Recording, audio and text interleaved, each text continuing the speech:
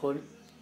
It's a UFO 5 board on a Silverlit X-ufo frame, motors, stock, and everything. Just a walkera board.